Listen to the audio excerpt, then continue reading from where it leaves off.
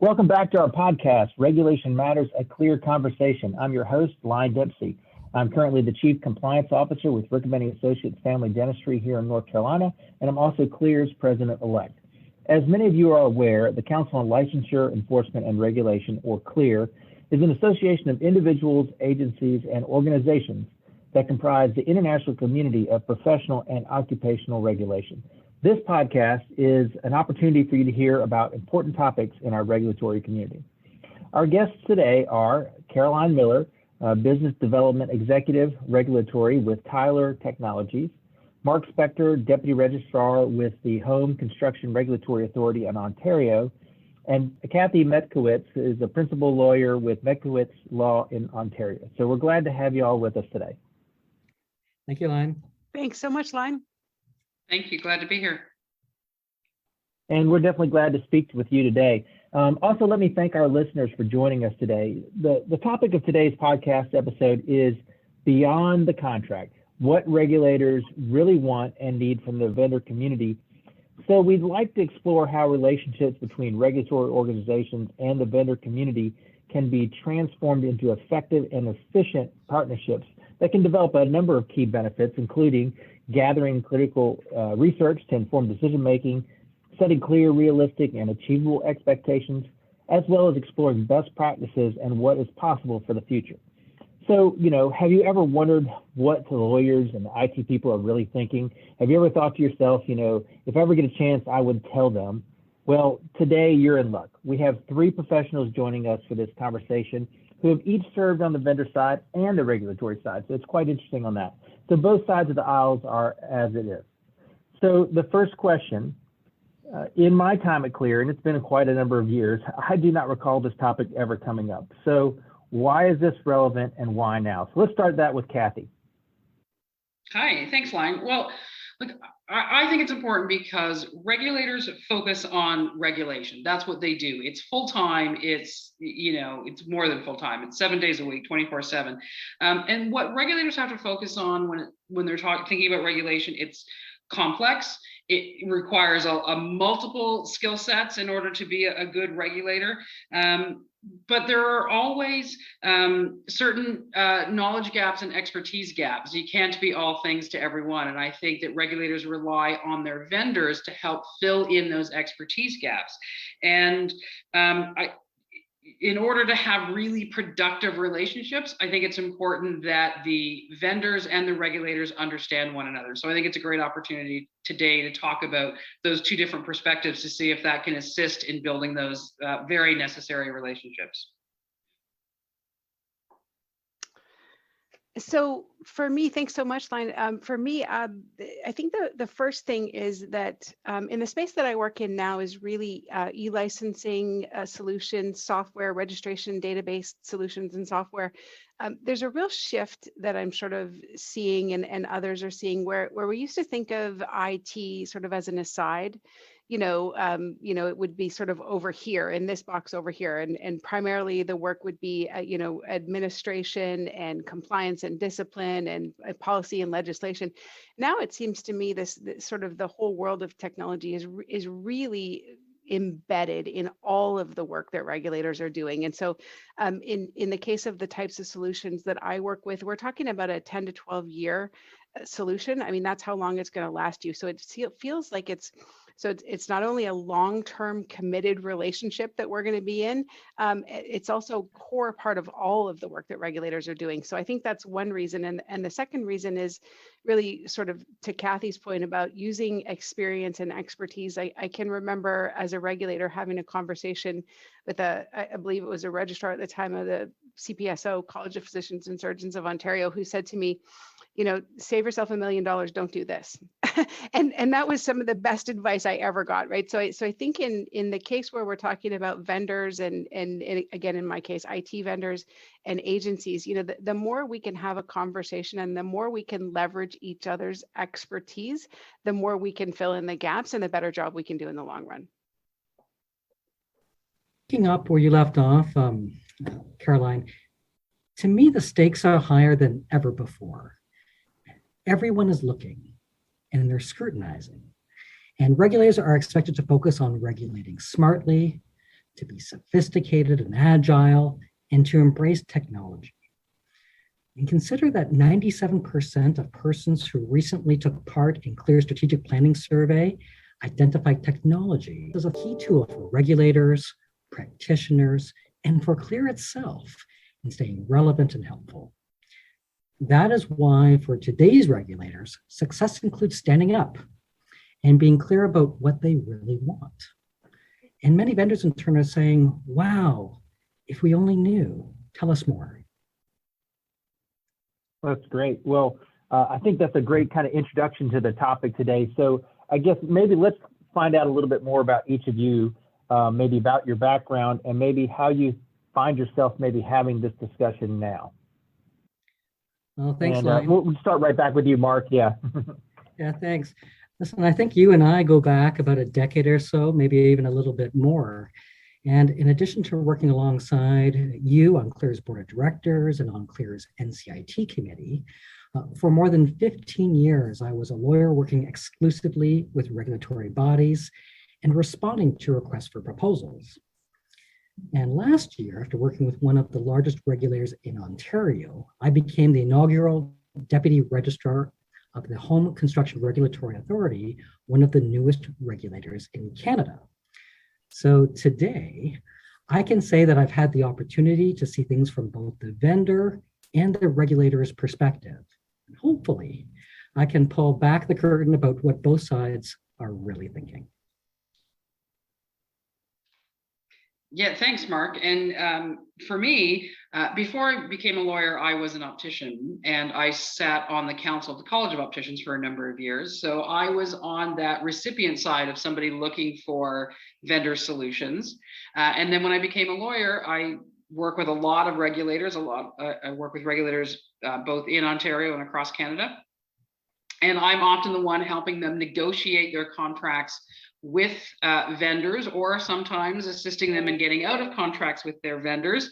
So, and every now and then I represent a vendor that's working on a contract. So I've certainly seen where relationships can work and where they break down, and the importance of making sure that the two parties can come together.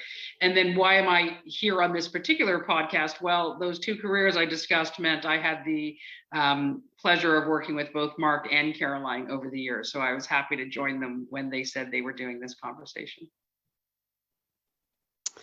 So I'm going to go ahead and throw out the number. I'm going to be the brave one and say that I have been, and we did the tally earlier, I've been in the regulatory ecosystem since 1998. So that's 23 years. I'm going to go ahead and say it, call it out. It just means I'm old. And sort of during my tenure in that ecosystem, I started out as a license holder. And so I was in practice. And then I became the registrar for a health college for about a little more than a decade. And I've also been and continue to be a CE provider in a number of states and in a number of provinces. I worked with the Federation of Health Regulatory Colleges in Ontario, and also on the association side in the US with a number of licensed or regulated professionals. I was an appointed member to a health unit in Ontario, and now a business development executive on the technology side in the regulatory portfolio, selling the database registration e-license system. So I've certainly been on the side where I've been a regulator and needed vendors' help. And now I'm on the vendor side where we work with regulators and sort of look at RFPs and do customer implementations. And so, hopefully that lengthy tenure has provided me with some perspective on all things aforementioned. Line. Well, thank you. I mean, it's clear you guys are certainly experts in this, and it's such a great opportunity to be able to talk to people that have been on both sides of the aisle, to use the term. So let's talk about practical examples. And going back to Caroline, maybe give us your top 2 complaints. Absolutely. So the first one, I'm gonna call it a challenge. And I'm going to come at this from the vendor side of the world of challenges.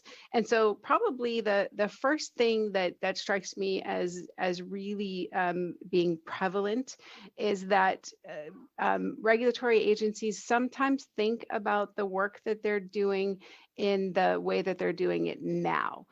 So for example, we've got a paper-based system for applications and renewals, sometimes for CE, sometimes for inspections.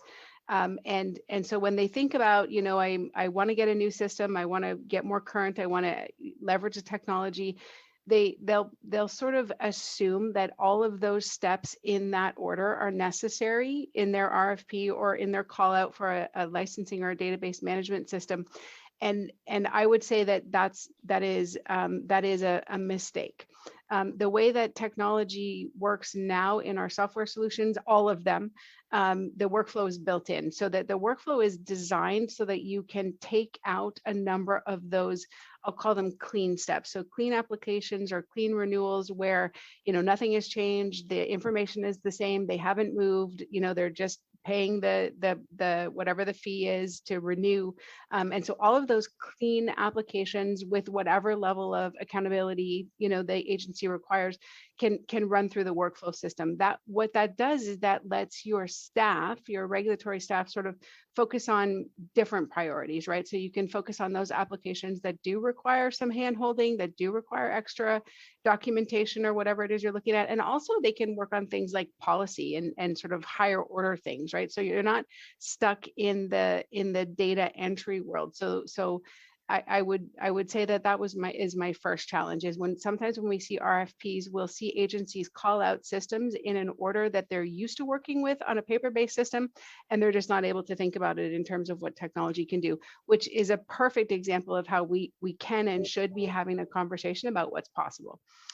So that's the first one. The second one is probably, I know this is Cathy's favorite, is try and solve the problem without creating a bigger problem. And so quite often we'll see that somebody, you know, wants to design a workflow so that they can solve X, you know, and in the collateral damage they've created, you know, A, B, C, D, E, sort of not being able to think of it. The example that I found was, you know, you're trying to argue a traffic fine violation and the judge found you in contempt. So now not only have you solved your first problem, but now you have two problems, right?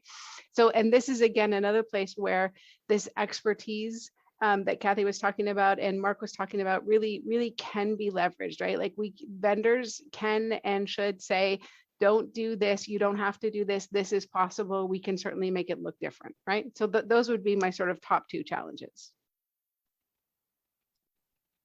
For me, without question, my biggest concern involves canned presentations that are not tailored to the needs of the regulator. An example could be a templated PowerPoint that does not distinguish between a regulator from an association or advocacy body, or maybe one that does not take into account pricing when seeking work for a not-for-profit regulator.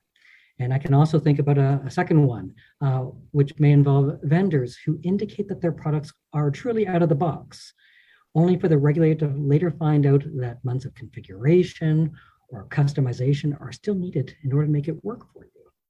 And if I can add in one bonus concern that I have, and that involves vendors who do not provide references from the regulatory sector.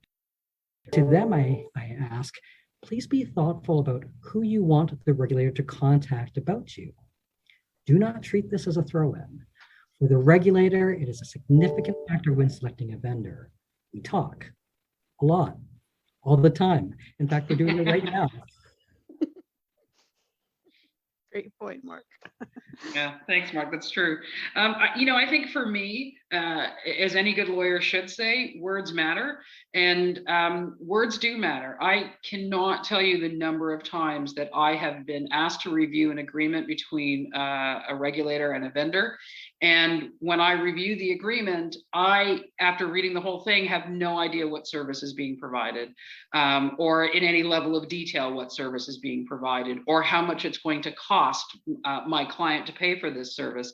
And I find that sometimes what happens, those discussions that Marc and Caroline were talking about being honest and talking about the options and the different possibilities and how do you solve one problem without creating another. Sometimes parties have difficulty distilling all of that down to an agreement.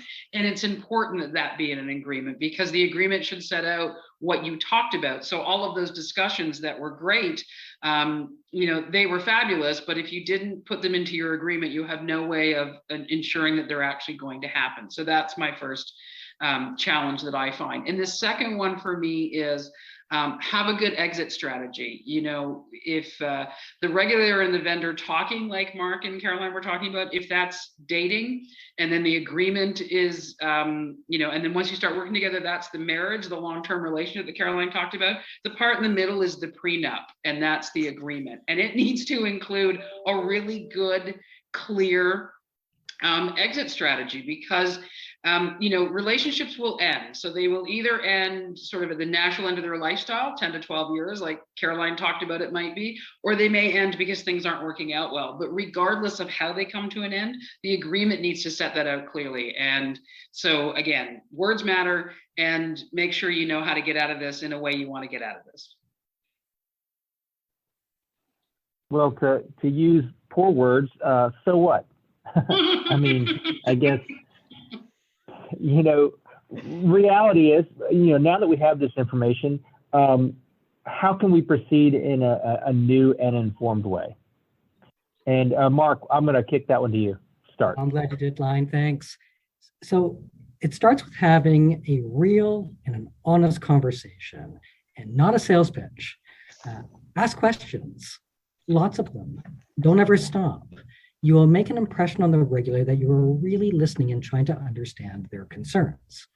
You can build trusting and lasting relationships that way, and not just the ones that last a year or two. And to use the analogy that Cathi and Caroline were using, we want a relationship that lasts beyond a year or two, and we want to go beyond professional dating. I think for me, what I would say, the advice that I would give to clients when they're in the negotiation stage, when they're talking about what they want, at that time, that's the time to think about things like, how am I going to make this language clear in the agreement? So what am I clearly asking for, and what do I clearly expect? And then we'll figure out a way to put that into the agreement that makes sense and is legally defensible, but be clear about what you want, be crystal clear on that. And I think one of the things that's incredibly important is to set out milestones. I figured out what I want you to do. When's it going to be done? So what are the time frames for doing those? And at what point do I pay you for hitting those different milestones? If you set that out very clearly in the beginning, it can certainly help the relationship to flourish over the end, because everybody knows what's expected and when it's expected. So I guess that leaves me with the so what question, which is one of my favorites, Line. I think for me, the real trick here is to move out of a transactional model and into a strategic one to find a partner, right? So I am of the group. I am clearly the committed long-term marriage relationship part where we're going to be together for 10 to 12 years. And so it's really important that all of the work be done ahead of time in terms of communication, in terms of setting out expectations, in terms of setting out exit strategies, right? Like, let's take care of that. Cathi always says, let's take care of that while we're in the honeymoon, right? This is all about relationships, instead of when we're, not in a good place, right? Like, let's work out those details ahead of time. So I'm a big advocate of the role of sort of thinking about partnerships, right? Because I think there's a way that the regulatory agency can get what they want and need, and there's a way that the vendor can get what they want and they need. And if we do it right, then everybody's happy. I know that sounds naive, but I really do think that that's certainly possible. I think it's, Marc's honest conversation. And I would just add, making those key decisions together. So like Cathi was talking about, what are the milestones, right? So rather than sort of, putting those things out there and then, hoping for the best, like, let's negotiate them. Let's have an honest conversation about what is achievable and when, and what are the expectations, right? And then we're less likely to be disappointed, I think, anyway. And then I'm off script here, but words matter. So I'm just going to echo what Cathi says. Like, we see certainly from the place where I am now in regulatory solutions software, we see a lot of buzzwords. So we'll find that let's say we respond, an RFP comes out, there's a lot of buzzwords in there. We can certainly, as the IT vendors, we can respond to those buzzwords. We live in that world. These guys live and breathe software solutions. And so then let's say we win the contract and we get the award, and we sit down at the table and we say, like, okay, so tell us about why you put this in your RFP and why it's important. And the answer is, at least half of the time, I don't know. It's because it seemed like that was a good idea. And so I would just advocate that open conversation again. If you don't understand something, right, like, ask. There are plenty of resources, certainly inside the CLEAR community. I know all of us would be happy to respond to those questions, but if you're not sure, just ask. Right. And then you can make an informed decision. Cathi, does that make sense? My lawyer friend, and Marc? your other Marc, your other lawyer friend? Yeah, it does. I mean, I think that sometimes when folks are putting together an RFP, or even if it's not as formal as an RFP, but they're looking for a vendor for something, they know there are certain things they should ask for, but they don't necessarily know what those are. So they might say something like, a requirement is the vendor complies with all privacy legislation, but they don't actually know what that is, right? And you don't really have to comply with all privacy legislation in this particular circumstance. So it's a bit broad. So it's, it sometimes makes sense to seek that expertise before you even go down that road. Like, what are you really asking for? Because do I have to comply with all of the privacy legislation? Well, not the privacy legislation that isn't relevant. I don't care if my vendor complies with the irrelevant privacy legislation. So yeah, and I think it's too easy to fall into that. Well, that seems like a good thing to throw into the RFP without really knowing what you're asking for. Yeah. Well said. Yeah, and if I can just say that the conversation that the three of us are having, moderated by Line, this is exactly the kind of conversation that regulators and vendors should be having all the time. Awesome. To everybody out there, go do this. Go do this. Lead by example. Way to go, team. That's excellent. And Marc, I'll kind of follow up on that too. The couple of things that really stood out to me is, clear communication and expectations. Setting that out from the very get-go, from both sides of that, but also treating it more as a partnership. I think, Caroline, you used that term, and I really like that, especially when you think about, we're in this together. We both have a common goal, and how can we help each other reach that goal together? So that's great. So this has been an excellent conversation. I do certainly want to thank Caroline, Marc, and Cathi for joining us today. Thanks, Line. Thanks, Line. Thank you. Absolutely. It has been a pleasure. I also want to thank our listeners for tuning in for this episode. We invite you to continue this conversation through the CLEAR discussion forum. This podcast will be posted in CLEAR communities, and members can then reply to the post with their comments or reactions. And listeners, I have a couple of questions for you to think about, maybe to kind of start that conversation. First, for our vendor community, what is the number one mistake you see regulators make, and how can you help them fix it? And then for our regulatory community, well, let's not let them off the hook so easily. What is the number one mistake that you see vendors make, and how can you help them fix it? So we'd love to have you continue this discussion on CLEAR communities. We'll be back with another episode of Regulation Matters, a CLEAR conversation, very soon. If you're new to the CLEAR podcast, please subscribe to us. You can find us on Podbean or any of your favorite podcast services. And if you've enjoyed this podcast episode, please leave a rating or comment in the app. Those reviews help us to improve our ranking and make it easier for new listeners to find us. Feel free to also visit our website at www.clearhq.org for additional resources, as well as a calendar of upcoming online programs and events. Finally, I'd like to thank our CLEAR staff, specifically Stephanie Thompson. She is our content coordinator and editor for this program. And once again, I'm Lion Dempsey, and I look forward to speaking to you again very soon.